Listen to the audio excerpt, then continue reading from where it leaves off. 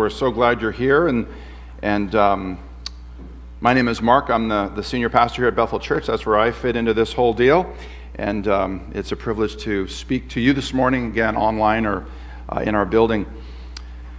Years ago, there was an experiment conducted, and I don't think you would want to be part of this experiment where there was a guy that stood in a bucket of cold water up to his ankles, perhaps, maybe shins, and this world of academia, they wanted to determine how long he could stand in that bucket of cold water.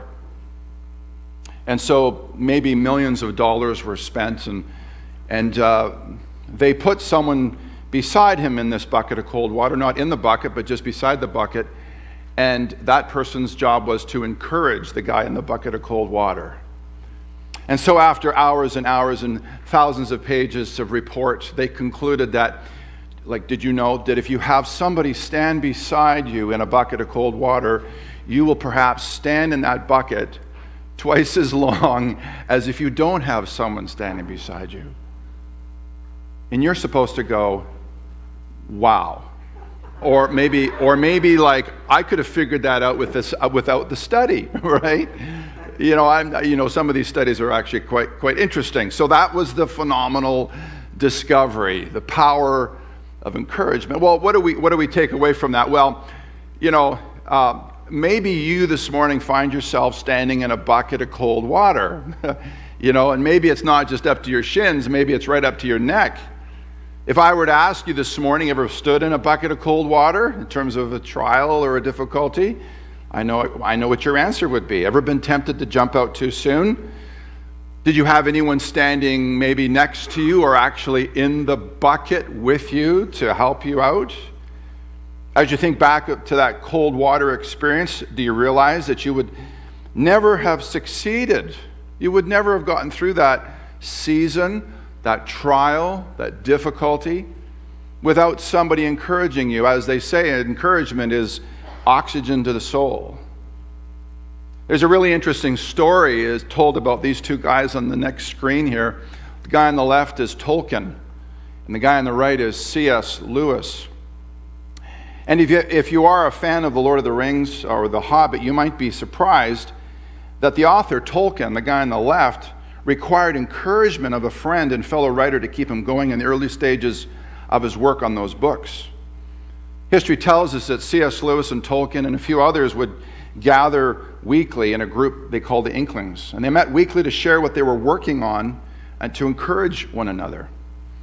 Tolkien credited Lewis as the person who kept him going when he felt very, very discouraged.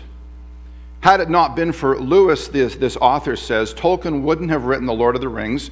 In fact, Tolkien wrote in a letter, here are his words, "The unspeakable debt I owe him, Lewis, cannot be fathomed. For long he was my only audience. Several times Tolkien really threw in the towel," the author now says, and each time Lewis said, I love these words, "Tollers, where's the next chapter? You can't give up now. Where's the next chapter? You just can't give up now." And Tollers, of course, wrote that book.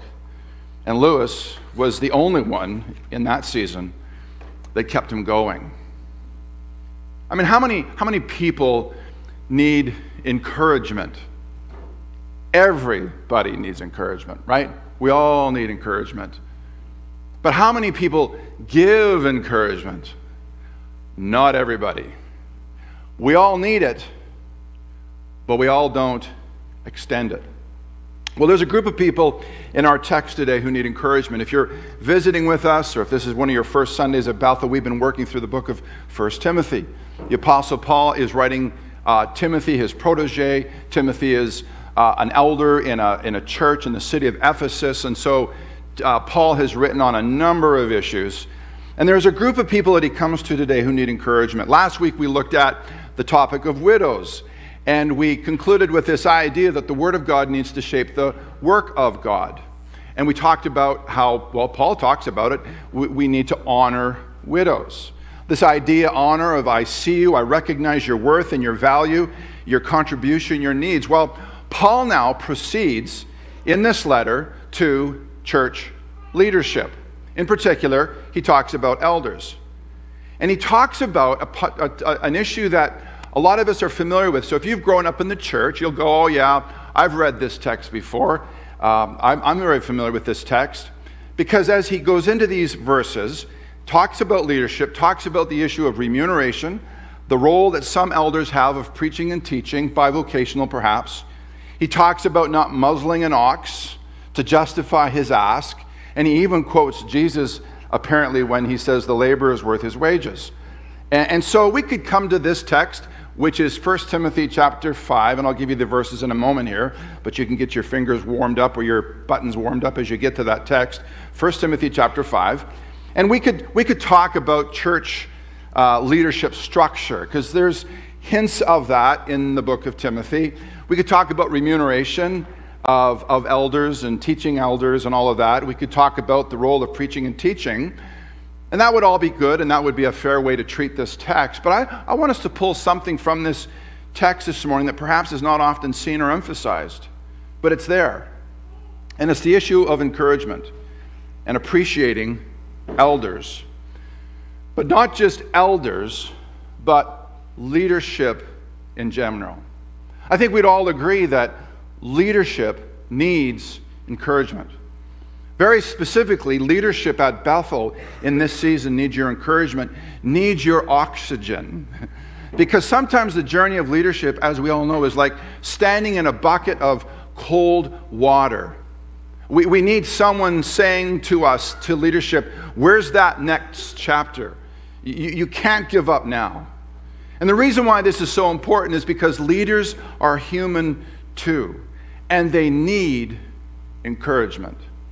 I was in a meeting this week, not with church leaders, but just with city leaders, and we were talking about how do you develop leadership within your organization, and how do you sustain that? And one of the ways that you develop leaders within an organization, not only develop leaders, but sustain leadership, I think we'd all agree, is the powerful tool of encouragement. Encouragement. See, leaders need encouragement because leaders are human too. So take your Bible, 1 Timothy chapter 5, and we always say at Bethel, make sure you follow along so that I'm not teaching some kind of heretical view here. I'm accountable to you. 1 Timothy chapter 5, verse 17 and 18. And we're just going to walk through this text. So notice what it says. Again, you're going to go, yeah, I've heard this one before, this particular text. It says in 1 Timothy chapter 5, verse 17, let the elders who rule well be considered worthy of double honor, especially those who labor in preaching and teaching. For the scripture says, you shall not muzzle an ox when it treads out the grain, and the laborer deserves his wages. So we look at this text this morning and we see that it talks about eldership, and we could ask the question, well, what specifically is he talking about in terms of an elder, an older person? Or one of the ways that this word can be used is someone with authority, someone's in a position of leadership. So really simply, you look at the context and you say, well, he's obviously talking about leadership because he says, let the elders who rule well be considered of double honor. Now, Paul has raised this issue of eldership back in chapter 3. We looked at that a couple of months ago, and we noticed one thing that really stands out is that the qualifications of leadership doesn't start necessarily where a lot of people will start, and that is skill and talent and all of that, and sometimes charisma.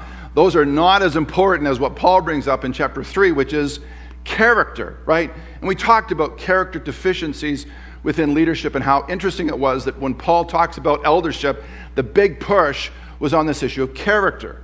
Well, now he comes back to this issue of eldership, and notice what he raises here. He doesn't raise an issue of character, but he actually talks about a need that leadership has. And you might say, well, Mark, how does that come up? Well, notice what he says in verse 17, let an elder who rules well be considered worthy of, notice what he says, double honor. So he's already talked about honoring widows who are truly widows, and now he talks about honoring elders.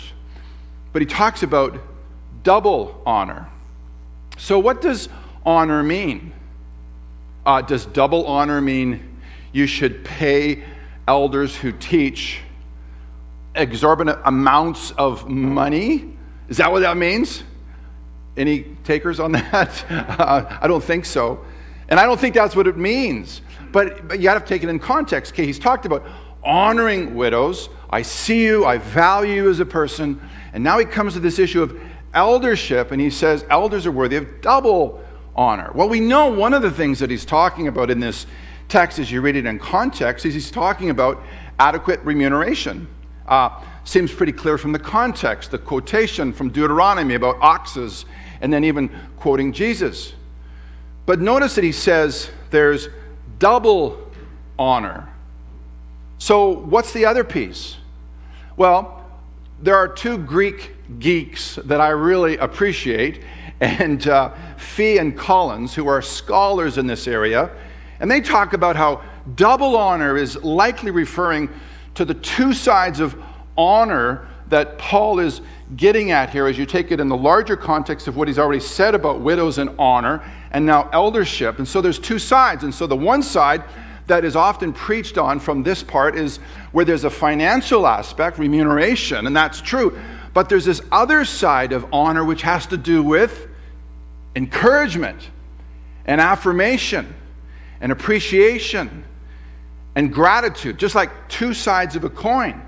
So just like the widow needs to be honored, which says, I see you, I recognize your worth and your value and your contribution, your needs. Perhaps we could steal C.S. Lewis's line, where's that next chapter? You can't give up now. This whole idea of double honor is bringing this idea of, yes, there's the financial piece, but there's this other side of honoring someone which has to do with encouragement. I mean, whether you're an elder or other kind of leader in the church, you're a man or a woman, leaders are like widows. They're human too, right? They bleed red, they have needs, they go through seasons, they have tear ducts that leak occasionally. They can find themselves standing in a cold bucket of water needing to write that next chapter. Use whatever analogy you wish. The bottom line, leadership in any context are human too and need encouragement, which is part of the whole idea of double honor. So I think everybody here listening this morning would agree with this, that leadership needs encouragement. That leadership needs oxygen. And that there are seasons where that oxygen is even more important than ever before for a leader to get through a difficult season. So here's the question that I want to ask, and I want to give two answers, and I think both of them will resonate much with each of you here, because in one sense, all of us are leaders. And the question is, why is this issue of encouragement so important, not just for elders, but for leaders in general, for leaders at Bethel, for leaders in your organization, for your own personal leadership? Why would you say encouragement is so, so important? Now, we could brainstorm on that, but let's just look at the text. And there's two things that Paul brings up here. Verse 17, he says, let an elder who rule well be considered worthy of double honor, especially those who labor in preaching and teaching. He uses this idea of leadership and labor. I would say one of the reasons, whether you're an elder in a church or whether you're a CEO in a business or a leader of a department or however your leadership is expressed, one of the reasons why leadership needs encouragement is because of the labor of leadership. I don't think there's anybody in this room that would disagree and say those two words don't belong in the same sentence, labor and leadership. I think a lot of you would say, oh, they sure do. Just like these words, the Toronto Maple Leafs and the Stanley Cup. They belong in the same sentence, don't they? Right, amen. They do. They absolutely do. I'm a person of tremendous faith. So, encouragement. Why do leaders need encouragement? Because of the labor of leadership. The word labor in this context means pretty much what it would mean in English. It means to be tired and grow weary of good things. Weariness as though one has been, in the extreme here, beaten down. Exertion. It also has this idea of trouble. I mean, you think of Tolkien and Lewis. Tolkien was tired. Lewis comes alongside and breathes oxygen into his soul. Where is that next chapter, Tolkien?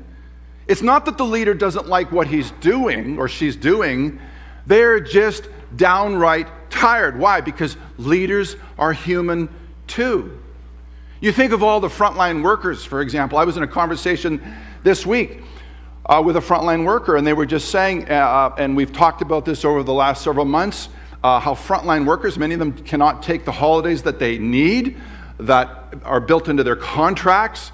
I see some of you that are in front lines nodding, saying, yes, I got 4 weeks of holidays, but it's on paper, but it's not in reality.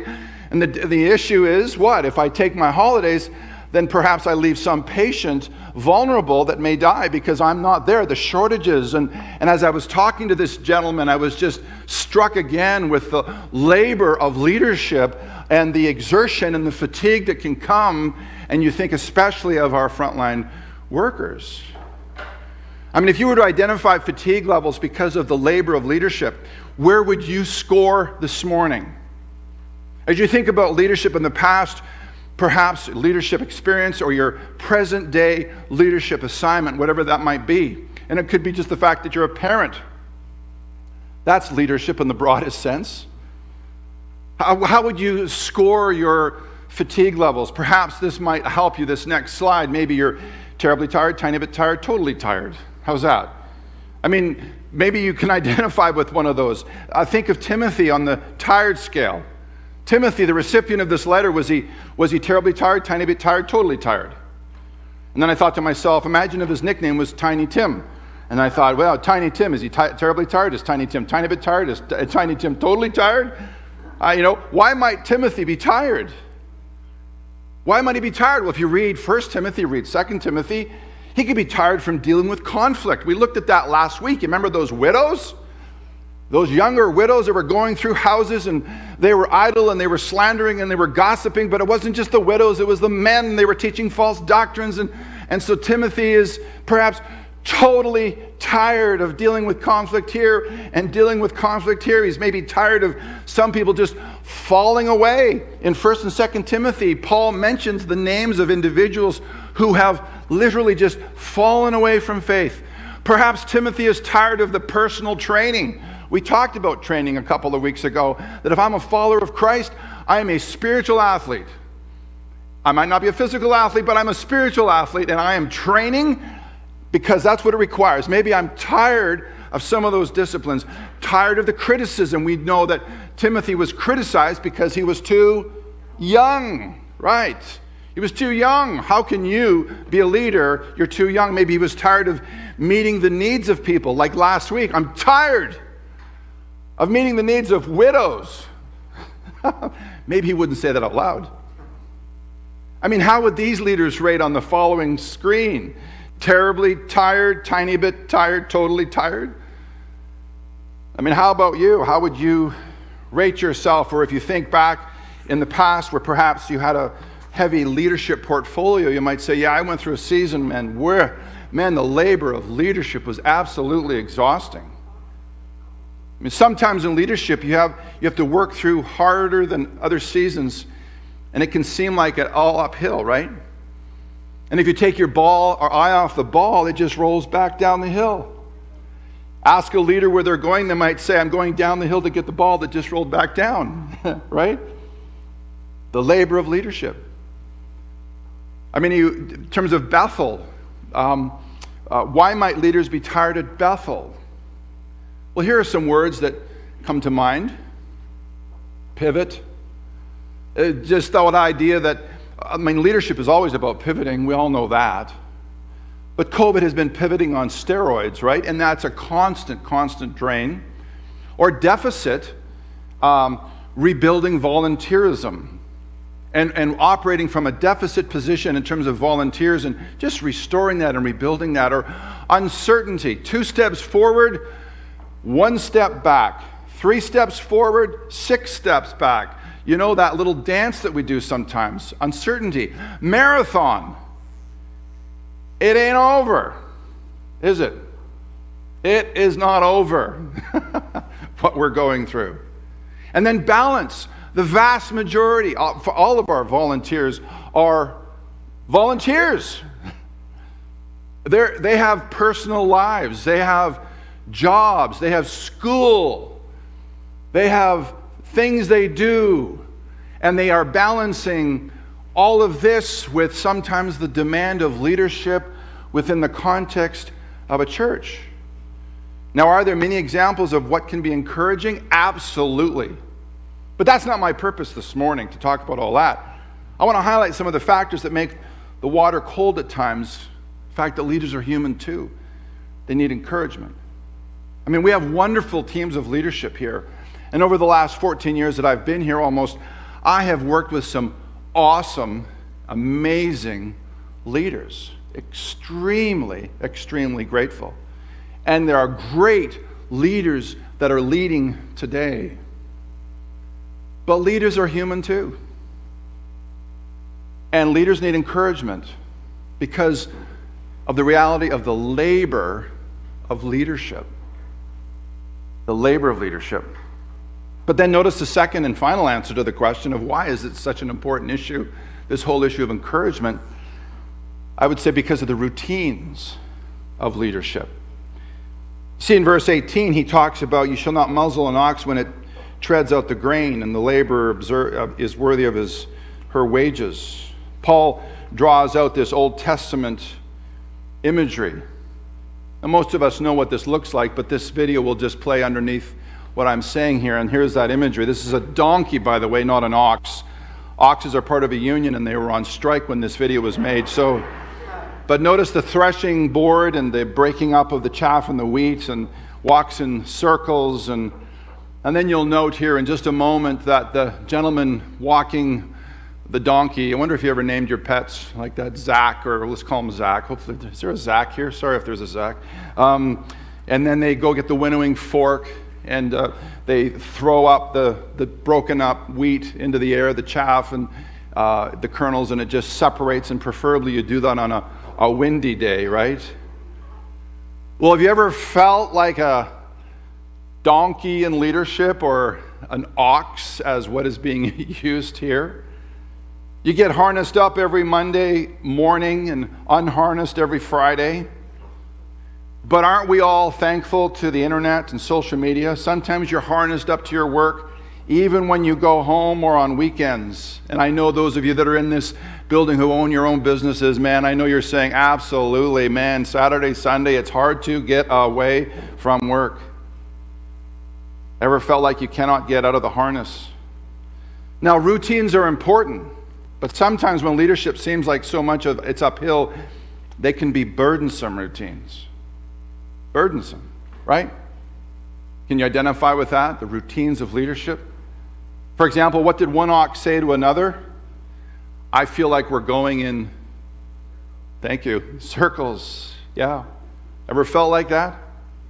You feel like you're not making progress, or you don't see the fruit of your labor? I mean, did the ox ever see that freshly baked bread from that beautiful wheat?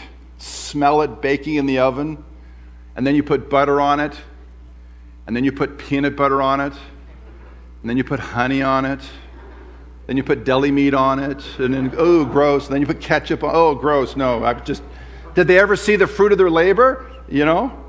As a leader, do you ever know in your brain you're being effective, but nonetheless, at times you feel like you're going in circles? Sometimes when going in circles, you need someone to say to you, where's that next chapter? You can't give up now. What did one ox say to the other? Well, I feel like we're going in circles. Or here's another statement that ties into the first. Haven't we been here before? Similar issues keep emerging. All of you in leadership can identify with what I'm saying here.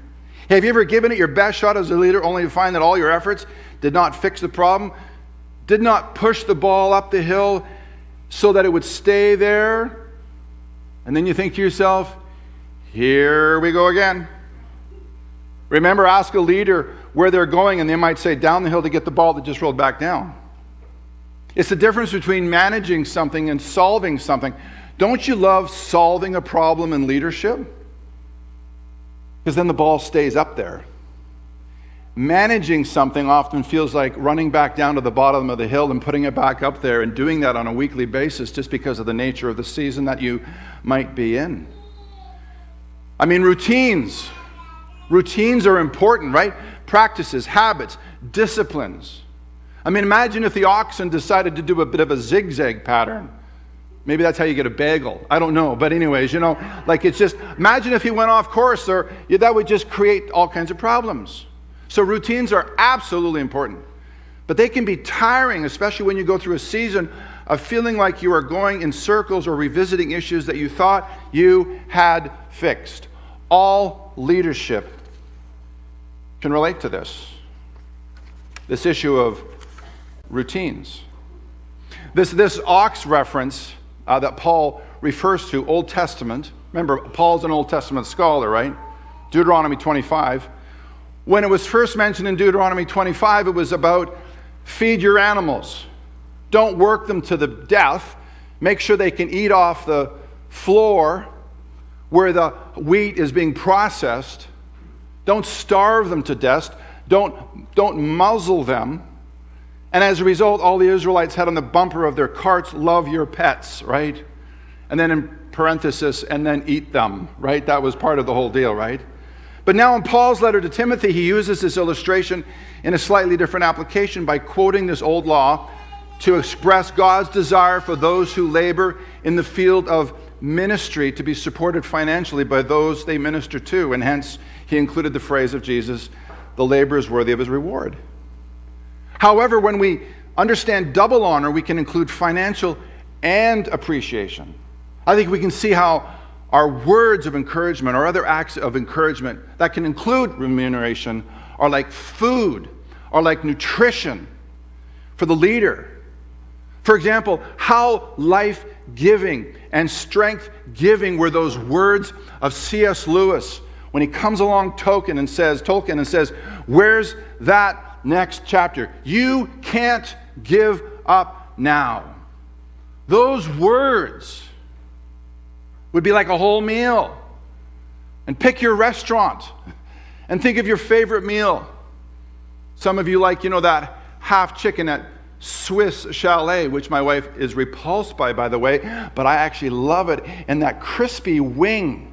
Don't you love gnawing on that crispy wing and those fries? Or think of a soft ice cream cone dipped in chocolate.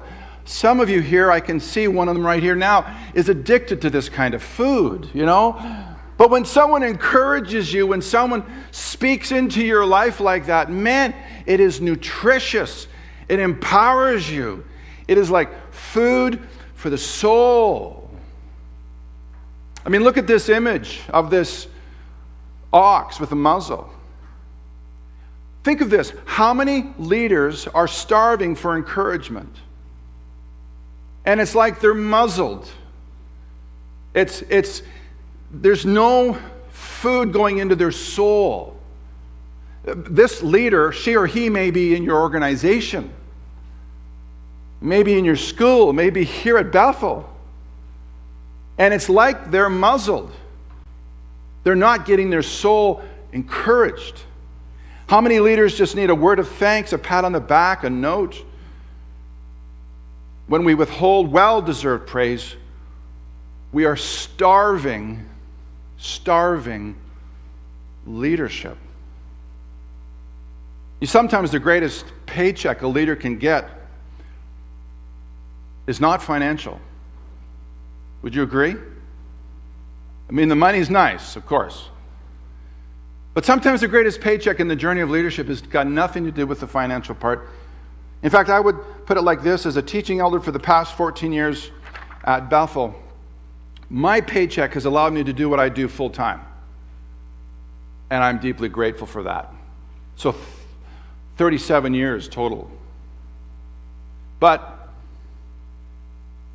the paycheck that has so often filled my soul has not been the financial piece. It's been the paycheck called encouragement that has filled my soul, my spiritual belly, with the nutrition, which was exactly what was needed in order to write the next chapter. The paycheck is nice. But there's another paycheck, and I think that Paul is talking about that here too. Sure, there's the financial remuneration. We get that. But double honor. This idea of encouragement, affirmation. Without a paycheck, that paycheck encouragement, I'm not sure I would have made it through the 14 years. Not because it's always been uphill, but because, why? Simply because leaders are human too. And they need encouragement, and they deeply value encouragement. There's a great picture, and it's up on the slide actually right now, a great picture of encouragement. And I love this. This is step ahead of people staying close enough for them to see you. This is just another image of encouragement, inspiration. I see you, you're encouraging me, I can keep my eye on you. And then I love step beside people, listening to them and talking about the journey. This to me is part of the valuing of people, listening to them. Your story matters. We're not just using you in this organization, in this church. We actually value you as a person. And then step behind people, sharing words of encouragement to keep them going, giving them the confidence and sometimes the courage to write that next chapter. So if you're a leader, then you will know firsthand about the labor of leadership this morning. And you'll know firsthand about the routines of leadership. And you will know that all leaders need to know the encouragement that comes from leadership. Encouragement.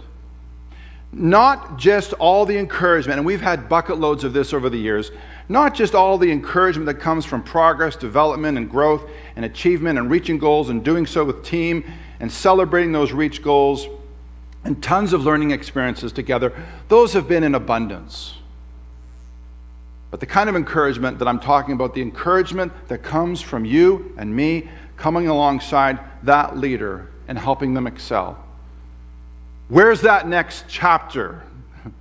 You can't give up now. Encouragement, giving them confidence, and giving them courage. You know, one of the more obscure exhibits in the Smithsonian Institute displays the personal effects that were found on Abraham Lincoln the night he was shot. And there's a picture of those articles. And I'm not going to go and list all those, but you can see that there. But one of the interesting things that was found on him, apparently, was 8 newspaper clippings Lincoln had cut out and saved. In his pocket, 8 newspaper clippings. And all of these clippings praised him. Every one of them. Why would the 16th president carry around clippings like that? Well, maybe because leaders are human too. In fact, one writer says this: history remembers Lincoln as a folk hero, a president's president. Was Lincoln an egomaniac? Hardly. When Lincoln was president, he wasn't as popular as he became after his death. The nation was bitterly divided, and Lincoln's leadership was constantly threatened. He was the object of critical press, so Abraham Lincoln needed something in his pocket to remind himself that his critics were not his only observers. So he carried an icon or a symbol of affirmation, something that reminded him that someone out there believed in him. And I would add, perhaps those clippings had the same effect upon Lincoln as C.S. Lewis's words to Tolkien, "Where's that next chapter?" You cannot give up now. So here's the encouragement for you this morning, church body. As we talk about, you may think of leadership in your work context. You might think of leadership here at Bethel. I want you to think about leadership here at Bethel just as we conclude, but your application may go far and above and beyond just Bethel. But here's the challenge. Can everyone here this morning put a newspaper clipping in a leader's pocket this week? Now, think of your work. That's great context. But think of Bethel, too. Can you put one newspaper clipping in one leader's pocket this week? Encouragement. I'm not talking about me, just in case you know. It's not like, hey, I'm leaving, I need your encouragement, bring it on. No, not at all. I am talking about the leadership at Bethel. One newspaper clipping. Put it in their pocket. And then here's the other ask, and I think this is actually even the bigger one.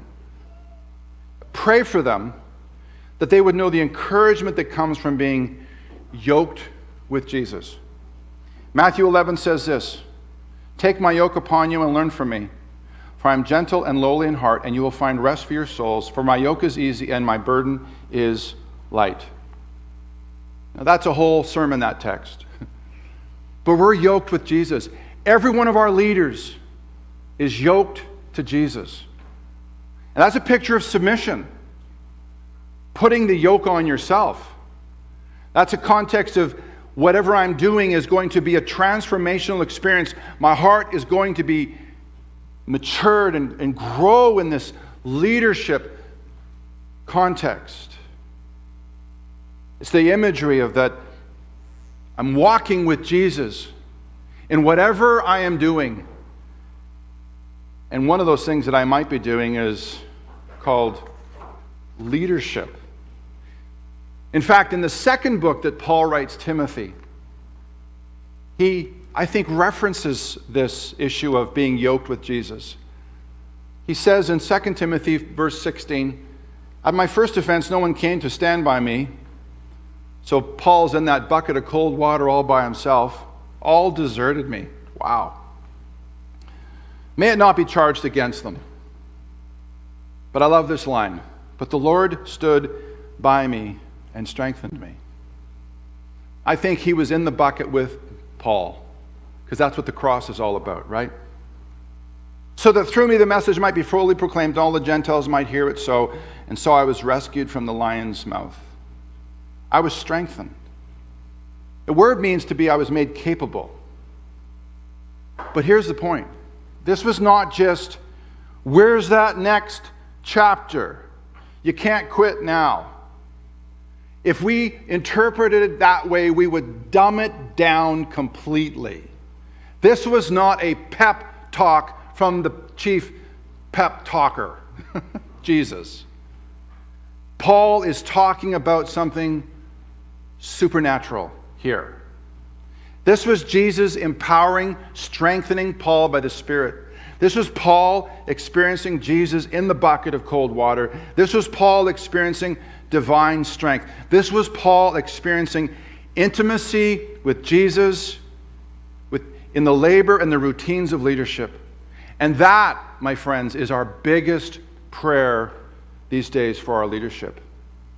That they might know Jesus and the same power that raised Jesus from the dead that is working in and through them to sustain them.